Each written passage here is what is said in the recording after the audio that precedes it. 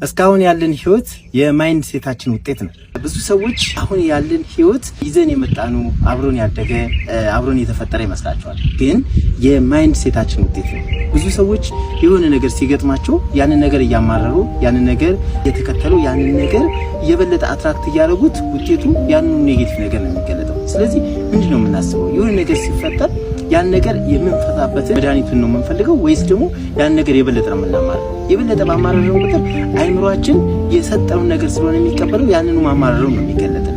ግን የበለጠ ወደ መፍትሄው ወደ ተሻለ ነገር ስንሄድ የበለጠ ውጤቱ ይመጣል። ለምሳሌ አንድ ሰው የባንክ ዕዳ ቢኖርበት ስለ ባንክ በባንክ ቤቱ ስለመያዙ በባንክ ስለመታሰሩ ወይም የሆነ ነገር ስለመደረጉ ሳይሆን ማሰብ ያለበት የበለጠ ዕዳውን እንዴት እንደከፈለ እንዲሁም ከዕዳ እንዴት ነፃ እንደሆነ የበለጠ ሶሉሽንና መድኃኒቱን ሲፈልግ ያ ሰውዬ ጤናማና ደስተኛ መሆን ይችላል። ስለዚህ ዛሬ ያለን ህይወት ለመቀየር ማይንድ ሴታችን ማስተካከል ይገባናል። ስላገኘኋችሁ በጣም ደስ ብሎኛል። አመሰግናለሁ።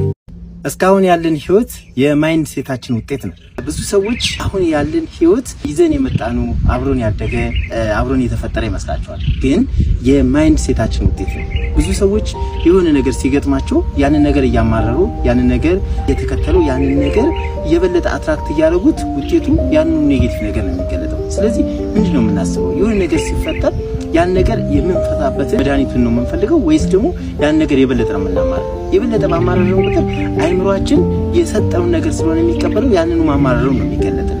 ግን የበለጠ ወደ መፍትሄው ወደ ተሻለ ነገር ስንሄድ የበለጠ ውጤቱ ይመጣል። ለምሳሌ አንድ ሰው የባንክ ዕዳ ቢኖርበት ስለ ባንክ በባንክ ቤቱ ስለመያዙ በባንክ ስለመታሰሩ ወይም የሆነ ነገር ስለመደረጉ ሳይሆን ማሰብ ያለበት የበለጠ ዕዳውን እንዴት እንደከፈለ እንዲሁም ከዕዳ እንዴት ነፃ እንደሆነ የበለጠ ሶሉሽንና መድኃኒቱን ሲፈልግ ያ ሰውዬ ጤናማና ደስተኛ መሆን ይችላል። ስለዚህ ዛሬ ያለን ህይወት ለመቀየር ማይንድ ሴታችን ማስተካከል ይገባናል። ስላገኘኋችሁ በጣም ደስ ብሎኛል። አመሰግናለሁ።